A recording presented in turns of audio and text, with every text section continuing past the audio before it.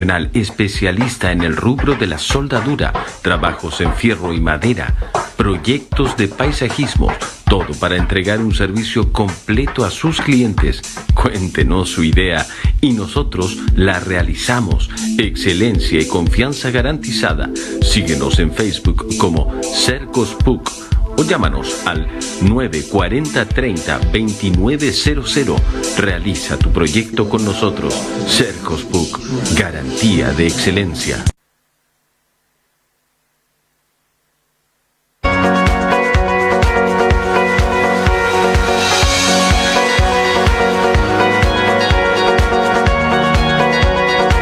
De la mañana con 38 minutos. Está en línea el ex de mi Hacienda, el economista Cristian García. ¿Cómo está, Cristian? Buen día, gusto de saludarte. Bienvenido. Hola, buen día. ¿Qué tal? ¿Cómo están? ¿Cómo anda? ¿Tanto tiempo, Cristian? Sí, tanto tiempo, efectivamente. Oye, Cristian, a ver, quiero partir esta semana y para ir contándole a la gente qué crees que va a ir pasando, porque las cifras de desempleo son realmente preocupantes y que aparecen justo el mismo día de la cuenta pública del presidente, con este cambio de gabinete, con un espaldarazo también a nivel local al intendente, pero yo planteo que sin cambios en el gabinete poco va a cambiar en el gobierno regional. ¿Cómo ves las semanas que vienen en términos económicos, políticos, Cristian? Sí, más que la semana, incluso yo creo que viene un trimestre bastante flojo, bastante desactivo, por así decirlo, y con un efecto producto de la pandemia que va a significar que va a seguir aumentando este desempleo. Van a seguir pequeñas empresas que a lo mejor han logrado mantenerse un tiempo, después ya no lo van a poder hacer porque en realidad no ha llegado una ayuda efectiva de parte del Estado, y esto es una responsabilidad del gobierno, ¿cierto?, para entregar subsidios reales, no solamente préstamos, o no solamente préstamos a quienes puedan pagando, porque el caso del FOGAPE COVID-19, ¿cierto?, en realidad no toda la pequeña empresa tiene acceso a él, sino que el que es realmente sujeto bancario. Entonces hay que entregar otras medidas, ¿no? Yo creo que esta cifra va a seguir yendo al alza, digamos, en el caso del desempleo, y va a ser una cuestión súper negativa para Magallanes. Ahora, igual yo creo destacar algo, porque los comentarios que hizo la Seremi del Trabajo dijeron de que la cifra fue más alta de lo que ellos esperaban, lo que quiere decir que entonces están tomando decisiones con datos o con proyecciones equivocadas, y por lo tanto es momento de cambiar la estrategia. Ahora, yo tampoco diría que esto es mucho culpa del gabinete regional, porque si no hay una gran instrucción desde el nivel central, en realidad el gabinete regional poco y nada puede hacer, porque siguen siendo dependientes del poder central. No tienen autonomía en realidad. A nivel local, claro. Ese es el punto, a nivel local, claro. Que las decisiones que se están tomando y que obviamente afectan a las regiones son todas centralistas. Exacto. Más allá de lo que puedan hacer los gobiernos regionales en su ámbito de aplicación, que es bastante más reducido, no es mucho más lo que puede hacer, no sé, un Seremi de Hacienda, un Seremi de Economía, un Seremi del Trabajo, porque depende del poder central. No tiene iniciativas propias, evidentemente, ni presupuestos propios.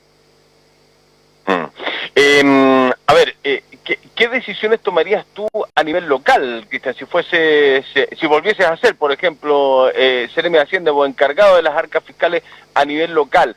¿Qué consejo se le daría a una primera autoridad? ¿Qué es lo que se viene? Porque a mí me llamó tanto como a ti la atención esa declaración de la Seremi del Trabajo diciendo nosotros esperábamos que fuese menos. O sea, todos esperábamos que fuese más o menos en este orden, menos la autoridad. Es el punto, pues si todos sabíamos que, de hecho, habían varios que pensábamos que iba a ser un poco más. Ahora, claro, la cifra se explica porque también han bajado la cantidad de ocupados. Entonces, si tú sumas, claro, porque en el desempleo tú excluyes a las personas que ya dejaron de buscar trabajo. Entonces, también la masa de ocupados ha disminuido. Ahora, ¿qué consejo daríamos nosotros? Nosotros ya se lo dimos al intendente, todos los que conformábamos el anterior gabinete, junto con cuando fue presidenta Michelle Bachelet, a través de una carta que encabezó el ex intendente Jorge Flieres, y ahí decíamos claramente que la solución era prorrogar el plan de zona extrema, porque eso está a través de un decreto que es un acto administrativo, y ese decreto, el plan de vigencia duraba hasta el 18 de junio de este año, y perfectamente se pudiese haber hecho una extensión a través de otro acto administrativo que postergara la vigencia del plan de zona extrema. Ya, perfecto. Se supone que, además, con la llegada del nuevo administrador regional, José Barría, algo de eso se va a ver. Es una de las razones del por qué viene también a hacerse cargo de la administración regional José Barría. Sí, pero ojo porque en realidad no tiene nada que ver. Fíjate que José Barría es administrador del gobierno regional. Sí. Y el decreto que te estoy hablando es un decreto que es del Ministerio del Interior, donde el gobierno regional no tiene ninguna incidencia. En realidad esto es un resorte del intendente, porque recordemos que el intendente tiene a cargo dos servicios públicos. Uno es el gobierno regional, que no tiene nada que ver del cual no depende en realidad la ampliación de este plan de zona extrema. Y el otro es el Servicio de Gobierno Interior, que es un servicio dependiente del Ministerio del Interior, y ahí es donde ese intendente actúa como agente del presidente de la República. Sí. Es en ese cargo, como agente del presidente de la República, es que tenía que activar la postergación del plan de zona extrema, la ampliación del plazo. Por lo tanto, claro, el gobierno regional puede destinar más recursos o acomodar los recursos, sí, con un presupuesto acotado, también es cierto, pero la decisión fundamental pasa por el presidente de la República en el sentido de extender ese decreto, que es un decreto del Ministerio del Interior. Y eso no es una iniciativa, ni siquiera es una ley. Por eso es importante diferenciar qué cosa puede hacer cada uno, y por eso que, y yo entiendo un poco lo que tú señalas, porque a veces uno escucha a la autoridad confundir a la gente con estas opiniones, diciendo que el administrador viene para una cosa cuando el administrador tiene otro trabajo. No tiene nada que ver con la decisión presidencial del plan de zona extrema. Ya, ahora, ¿será eso entonces? Quizás no se amplía el plan de zonas extremas y se le pone en marcha al famoso plan Magallanes, que tenía esqueleto y le faltaba carne. No sé, es que hay pocas señales de lo que va a suceder entonces de aquí a fin de año, en términos de desarrollo regional. Claro, lo que pasa es que, como tú dices, la autoridad ha sido poco clara, porque si tú ves también el plan Magallanes, también es de resorte presidencial. Si el gobierno regional tiene su presupuesto y tiene sus programas aprobados, lo que puede hacer es cambiar quizá ítem de un lugar a otro para destinar más fondos quizás a ayuda específica al comercio, pero no puede ir en subsidios directos, por ejemplo, para los trabajadores, porque ese subsidio directo es algo que depende exclusivamente del presidente de la República. Es de resortes centrales, esas subvenciones de las que estamos hablando. Así es, así es. Cristian, ¿qué crees tú? Porque todos hablan de que este proyecto del retiro del 10% es un mal proyecto, ya, pero todos también coinciden en que la necesidad de poder haber aprobado este retiro del 10% es por la tardanza en que llegaron o que hubo respuestas por parte del Estado y de la Administración del Estado, del gobierno en particular. ¿Cómo va a afectar a la economía esta inyección? Porque son varios miles de millones de dólares, por lo menos 10.000, 12.000, se hablan de 19.000, ya llevábamos poco más de 6 millones de personas pidiendo el retiro del 10% hasta ayer a media tarde. ¿Cómo va a influir en la economía? Bueno, va a haber un pequeño repunte, porque lo que pasa acá es que esta es plata que ya está en la economía, pero la estamos sacando de un ítem, que era ahorro, para destinarla a otro ítem que es consumo, seguramente, o pagar deuda, en el caso de algunas otras personas. Sí. Pero claro, efectivamente va a haber como una especie de respiro para la economía, no es necesariamente una recuperación, pero sí un respiro, porque claro, la gente va a poder consumir, y claro, entre nada y retirar el 10%, obviamente que el 10% parece una muy buena medida, pero uno esperaría, con un gobierno que fuese más responsable, el que hubiese hecho con antelación un proyecto en beneficio de las clases más desposeídas, ¿cierto? Y también la clase media, que está bastante desprotegida, que ha perdido su empleo, con cuestiones un poco más audaces, como lo que se ha dicho de congelar las cuentas de luz a o dividendos, ¿cierto? O préstamos, y no con el ánimo de no pagarlas, sino simplemente de postergarlas, o sea, que se haga una especie de congelación por 6 meses o por 12 meses, lo que sea prudente, según el horizonte que se ve que vaya a durar la pandemia. Ahora, igual hay otro detalle acá, y es que no hay que olvidarse que esta ley del 10%, la posibilidad de retirar el 10% de los fondos previsionales, nace por una modificación a la Constitución política que hizo el Parlamento. Modificación a la Constitución política que dice dos cosas. Primero, que efectivamente, contrario a lo que mucha gente señalaba, las AFP sí están en la Constitución. No directamente, no legisladas específicamente, pero claramente protegidas en el parágrafo de la Constitución, y prueba de ello es que lo que ahora se ha hecho es modificar la misma Constitución política que está vigente. Y la segunda reflexión Es que claro, ¿cómo el Parlamento ahora pudo modificar la Constitución? Porque estamos en un estado de excepción constitucional. Y ahí justamente le permite al Parlamento hacer un montón de leyes de incidencia presupuestaria. Entonces hoy día estamos casi en un sistema parlamentario. Y también el Parlamento pudiese haber efectuado medidas que fueran más audaces, más allá de solamente este 10% al retirar la AFP. Entonces igual aquí hay un gran responsable que es el gobierno, pero tampoco puede pasar inadvertido el Parlamento. Ya, o sea, tú dices, también hay responsabilidad ahí en no haber llegado a las soluciones, aunque uno vio a muchos parlamentarios pidiendo soluciones hace bastante rato, pero tú lo responsabilizas también al legislador. También. Son colegisladores al final, ¿eh? Sí, son colegisladores, sí. Entonces, claro, pero sí tienen una parte de responsabilidad. Ahora, aquí, por eso digo yo, hay muchos parlamentarios que son además del gobierno, y que no han logrado comprometer votos para los proyectos del gobierno, pero a cambio de efectivamente medidas más reales. Entonces, inclusive los parlamentarios del gobierno están siendo sometidos a los caprichos del Ejecutivo. Ya, ¿y qué crees que va a ir sucediendo, pasando? ¿Cómo tiene que la ciudadana, el ciudadano ir enfrentando? Está bien, algunos ir enfrentando las situaciones, ¿no, Cristian? Porque está bien, tú lo decías hace un ratito, vamos a ver, cada persona, cada familia verá cómo va a utilizar ese 10%, algunos lo van a ahorrar, otros lo van a tener que ocupar inmediatamente pagando arriendo, créditos hipotecarios, alimentación, deudas, etcétera. Pero, ¿qué debe hacer la gente? Porque está bien, ¿qué pasa si en 2 meses más, 3 meses más, la crisis continúa, a propósito de los rebrotes, de lo que está pasando en Europa, que uno ve que se puede repetir también en nuestro país, y que nosotros estamos viviendo una situación de rebrote muy importante, más de 150 contagiados en 3-4 días, cuestión que no veíamos hace mucho rato, estamos a puertas de casi volver a una cuarentena si sigue así este tema, y económicamente va a ser muy complejo. Y ¿qué recomendarle a la gente, no? Porque algunos dicen, bueno, ya se abrió la puerta, ahora fue el 10, capaz que 3 meses más sea el otro 10 u otro 20%. Sí, pero sigue siendo la plata que cada trabajador ahorró. Y sigue siendo de las personas, dices tú. Sí. Y sigue siendo de los que tienen ahorro, porque hay algunos que ni siquiera tienen fondos previsionales. Entonces, el punto acá es que hay que exigirle, y el ciudadano tiene que exigirle a su gobierno, haya o no votado por él, que tiene que votar medidas más audaces. Eso significa, bueno, hoy día no se puede hacer protesta, evidentemente, porque no hay manifestación en la calle, es una cuestión de loco. Pero sí se pueden hacer cartas, sí se puede también presionar a su propio parlamentario, sí se puede dirigir cartas al intendente y exigir un poco más de acción. Sí se puede también llamar a los medios de comunicación también tienen un rol importante en el ejercicio de la opinión pública, y ustedes de hecho lo han estado haciendo. Pero yo creo que hay que ser un poco más, hablarle un poco más fuerte al gobierno, que hasta el día de hoy está bastante sordo y bastante ciego por lo que se ve, porque la opinión o el comentario que hizo la Seremi del trabajo no es muy distinta al comentario que hizo el ex ministro Mañalich, que se toman decisiones sin saber las cifras reales.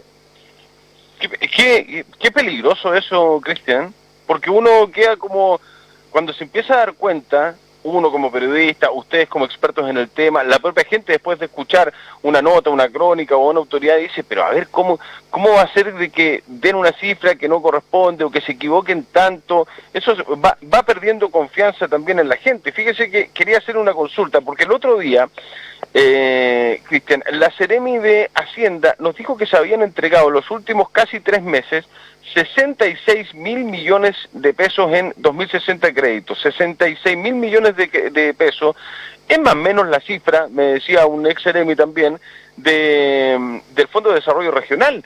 O sea, es tanta la plata que se ha entregado en los últimos 2-3 meses, porque me mandaron incluso hasta un WhatsApp confirmándome esa cifra, que es una tremenda cantidad de plata, una inyección de 66.000 millones de pesos en 3 meses por una economía como la magallánica. ¿Qué podría significar? Primero, habría que ver si efectivamente en años anteriores se cursan préstamos por igual cantidad, porque esto no es una inyección de plata, aquí hay préstamos solamente. Okay. No es un subsidio. Este es un préstamo para empresas que pueden pagarlo. O sea, y lo único que hace el FOGAPE es entregar una garantía adicional para que sea un poco más fácil y más flexible, quizás. Pero en la empresa que no estaba bancarizada, o la empresa que ya tenía problemas de DICOM, esa no le van a prestar plata ni antes, ni ahora, ni después. Sí. Y estas son medidas que debiesen, por ejemplo, alivianarse. ¿Ah?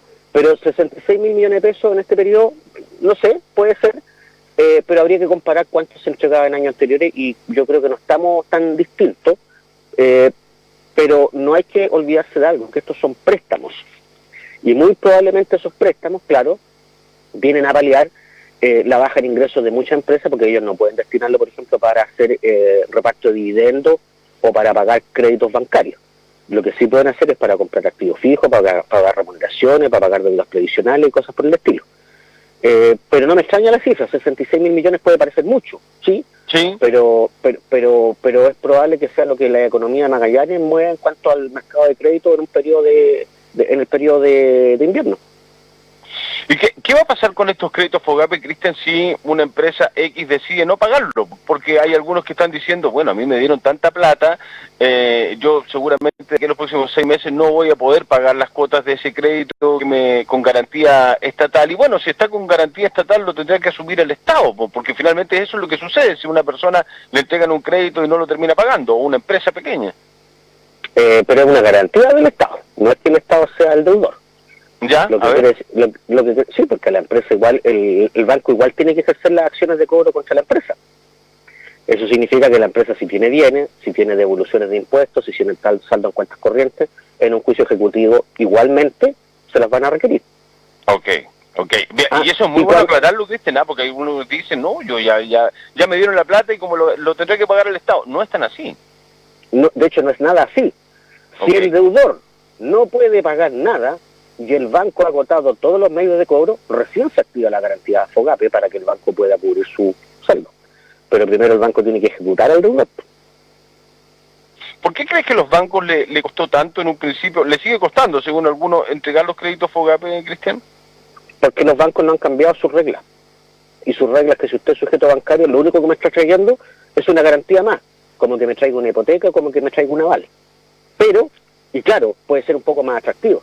Pero si usted sigue teniendo problemas de flujo, o sigue teniendo problemas de insolvencia, o sigue teniendo mora en otros créditos, no es sujeto a crédito simplemente.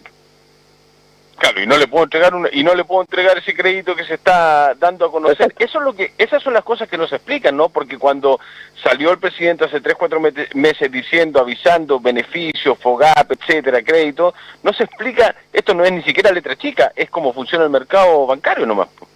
Claro, porque si se hubiese entregado al FOGAPE, o si hubiese entregado, por ejemplo, en vez del FOGAPE, un subsidio a través de Cercotec, sería distinto, porque ahí le están entregando un subsidio que no es responsable para la empresa, y que la empresa no necesariamente tiene que estar en DICOM para recibirlo, ¿cierto? Puede estar en DICOM o no estar en DICOM, da lo mismo, pero es un subsidio, lo entrega un órgano del Estado, y es una cuestión distinta, pero aquí se insiste en trabajar a través de reglas como que la economía funcionara en forma normal, porque el FOGAPE además existe hace muchos años, ya lleva como 20 años de funcionamiento. Y todos los años el FOGAPE le entrega una garantía a la banca, son instrumentos para que la banca entregue créditos con una especie de garantía adicional.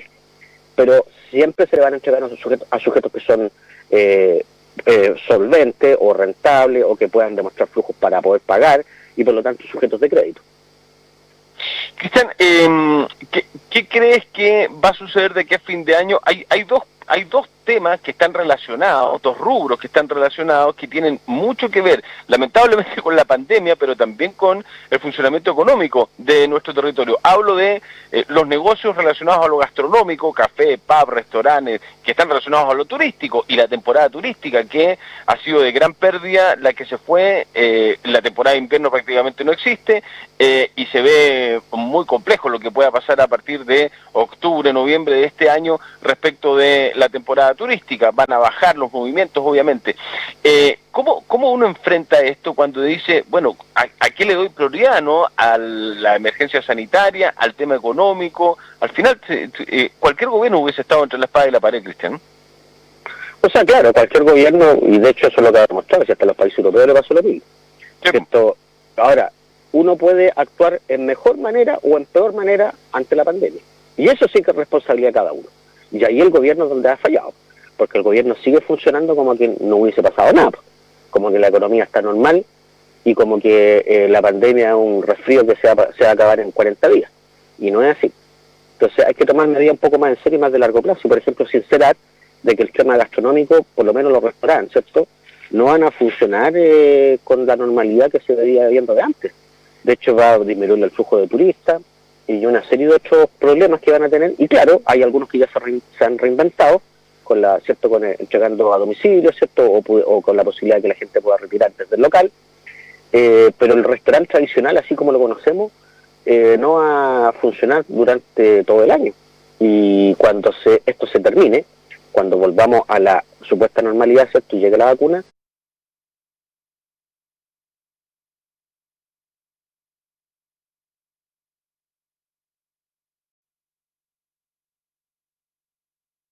igual van a haber periodos que le va a costar repuntar, porque todas las economías están exactamente igual que la nuestra. Todas están en un proceso donde están tratando de recuperar su propia economía, por lo tanto van a incentivar el turismo local. Es decir, si llegan turistas a Magallanes, van a ser turistas básicamente chilenos, difícilmente que sean extranjeros. ¿Cierto? Es lo más probable, ¿no? Claro, es lo más probable.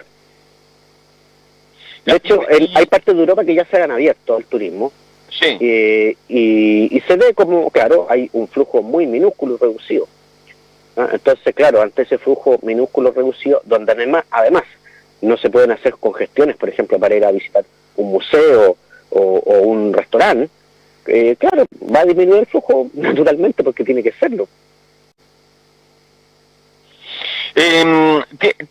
O sea, la economía es muy re difícil que se logre recuperar mientras no haya una vacuna y mientras no terminen los confinamientos, las cuarentenas, el cuidado de las casas, que no funcionen todos los rubros. ¿Esto para cuánto tiempo tenemos por delante? ¿Qué dicen los expertos? ¿Qué dicen ustedes como economistas, Cristian? Es que para ser sincero, esto va a durar todo el año. O sea, este año 2020 no es ni tema, vamos a seguir igual seguramente. Seguramente, claro, exactamente, y porque hay países que han abierto y que han tenido algunas contagios nuevamente, bueno, pero eso es parte de lo normal. Después vamos a tener la vacuna, ¿cierto?, y eso ya va a calmar un poco toda la situación, pero uno debiese pensar que recién en el año 2021 la economía va a empezar a ver índices o síntomas de recuperación. Perfecto. Cristian García, ex Seremi de Hacienda. Un abrazo, Cristian. Muchas gracias por conversar con nosotros a esta hora de la mañana. Gracias. Que esté muy bien. Chao, chao. Hasta luego. Buen día. Chao, hasta Pausa, luego. ya venimos.